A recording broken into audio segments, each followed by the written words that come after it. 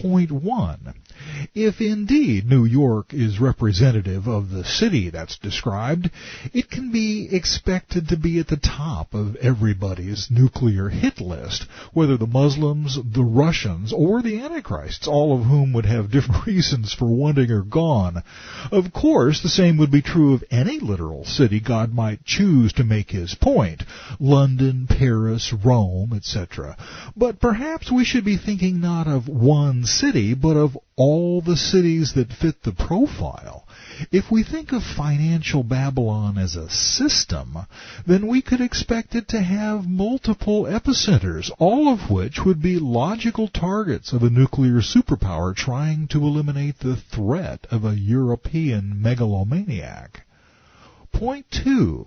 It's hard to imagine any semblance of business as usual remaining for 3 or 4 years after a third of the planet and a quarter of its population is destroyed in a nuclear war or its aftermath. Certainly not enough for the merchants to be shocked and dismayed at the destruction of a single seaport city so long after the war.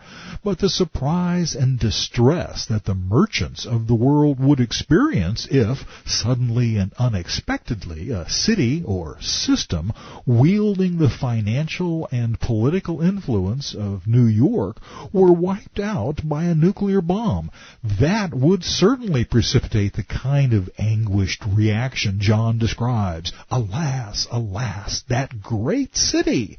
This strongly suggests an earlier rather than later destruction of commercial Babylon. Point 3. According to the prophecy of the second trumpet judgment, which will occur sometime after the commencement of World War III, trumpet judgment number 1, but before the burning star falls from the heavens, trumpet number 3, all life will die in 1/3 of the earth's oceans, including any ships that happen to be there at the time. See Revelation 8:9 for proof on that one. This third of the sea is probably a description of the greater Atlantic Ocean. Now, carefully compare this fact with the description of Babylon's demise. It specifically mentions witnesses in ships at sea. Every shipmaster, all who travel by ship, sailors, and as many as trade on the sea, stood at a distance and cried out when they saw the smoke of her burning. This implies that the destruction of financial Babylon will occur before the great mountain burning with fire is thrown into the sea. The singular event prophesied to turn 1/3 of the sea to blood and kill every living thing within or upon it. In other words, the 1-hour destructive event that destroys financial Babylon will precede the second trumpet judgment, the Cumbre Vieja eruption and tsunami, unless I miss my guess. That leaves us but one logical, prophetically specified cause, trumpet judgment number 1, nuclear warfare. A couple of chapters back, I mentioned that there are 2 potential natural disasters just waiting to happen. The Cumbre Vieja volcano in the Canary Islands and the recently discovered Apophis asteroid. Either of these could be described as a great millstone being thrown into the sea.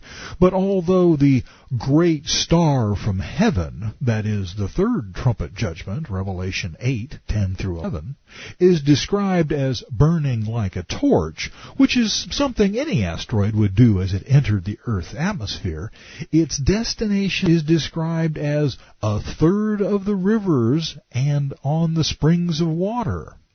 In other words, its landing zone is spread out over a goodly portion of the Earth's surface. It won't be thrown into the sea, at least not all in one piece. And its effect is not the instantaneous destruction of cities, but rather the slow, prolonged agony of poisoned water supplies. The coming asteroid, then, does not fit the profile of the Babylon killer.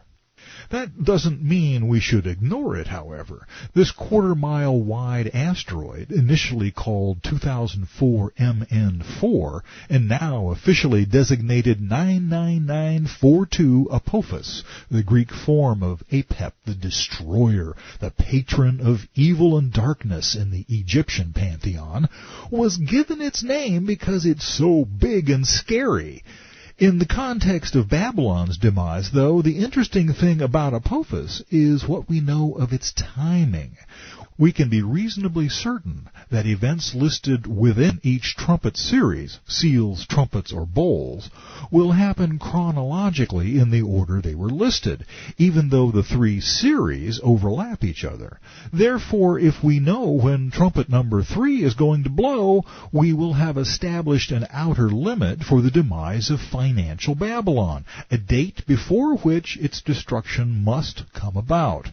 According to our established tribulation timeline, Apophis will arrive sometime after the commencement of World War III and about a year before the Abomination of Desolation. NASA scientists have calculated the precise date, Friday, April 13th, 2029. Gee, that's right around the corner, you say. Why haven't I heard about this impending disaster in the news? Because of a bigger and also scripturally significant news story dominating the media at the time Apophis was discovered. The Washington Post, April 9, 2005, reported that, quote, the tsunami in South Asia pushed 2004 MN4 out of the news. The article went on to say, the asteroid would miss, but only by 15 to 25,000 miles, about 1/10 the distance to the Moon. Asteroid 2004 MN4 was no false alarm.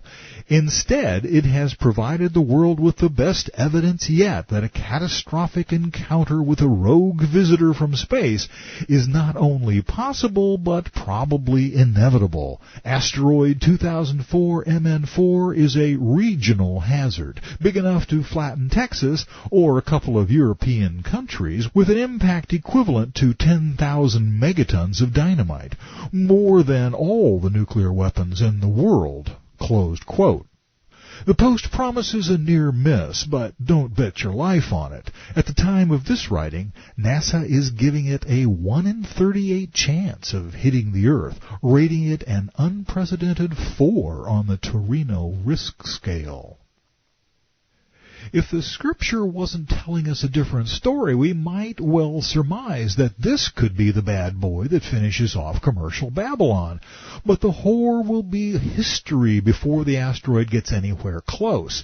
As we have seen, Babylon's fatal wound was inflicted under the first trumpet judgment, nuclear war. But apparently the coup de grace will be administered through the second trumpet. Then the second angel sounded, and something like a great mountain burning with fire, which is a precise definition of a volcano, was thrown into the sea, which is a precise definition of Cumbre Vieja's unique threat. And 1/3 of the sea came blood, and 1/3 of the living creatures in the sea died, and 1/3 of the ships were destroyed. Revelation 8:8-9.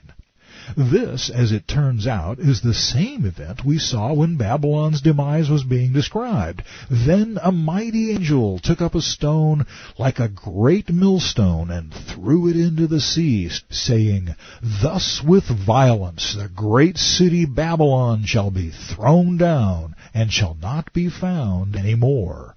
Revelation 18:21. The then that begins the verse follows John's description of how commercial Babylon has been destroyed in 1 hour, how she was mourned on earth, and how her demise was the cause of rejoicing in heaven. Ding dong, the wicked witch is dead. In both passages, the Greek word for through or thrown is derived from balo, which means to either throw or hurl, to let fall, allowing gravity to do its work, or to place something into position. Thus the word allows for Cumbre Vieja's collapse to come at precisely the right moment, in precisely the right, that is wrong, place. The Canary Islands are off the coast of Morocco. When Cumbre Vieja plunges into the mid-Atlantic, destruction from the biggest tsunami on record is assured for influential cities on both sides of the ocean.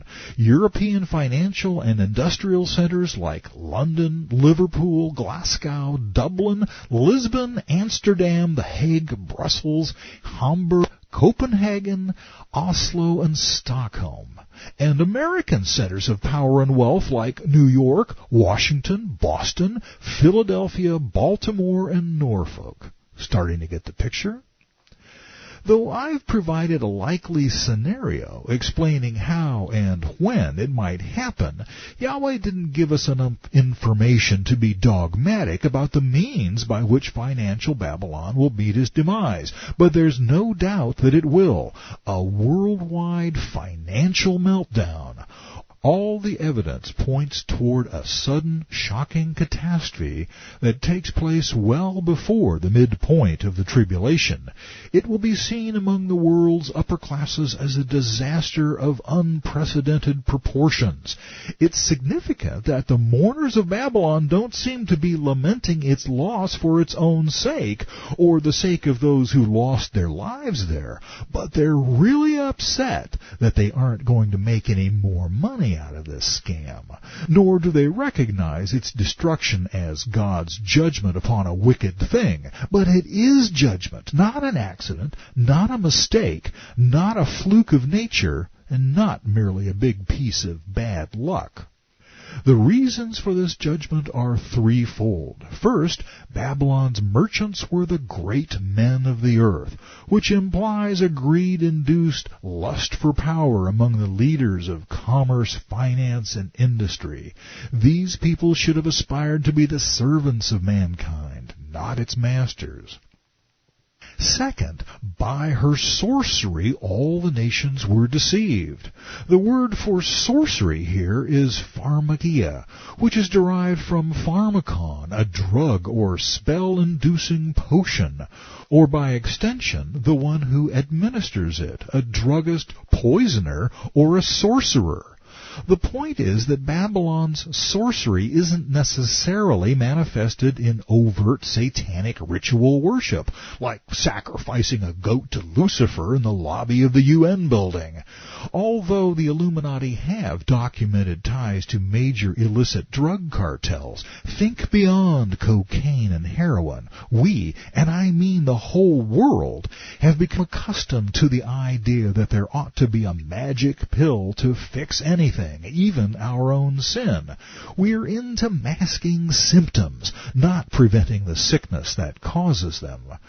We consider it our right to play with matches, and then we curse God when we get burned.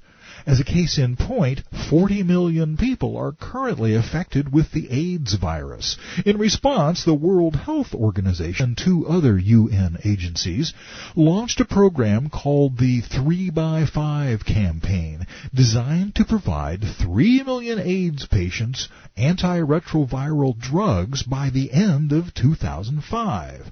Meanwhile, the Vatican's recommendations of fidelity, chastity, and abstinence, which I heartily endorse, are roundly scoffed at in enlightened circles, even though everybody who thinks about it for a nanosecond knows that AIDS could be obliterated in 1 generation if everyone in the world would simply restrict themselves to one sexual partner in their lifetime.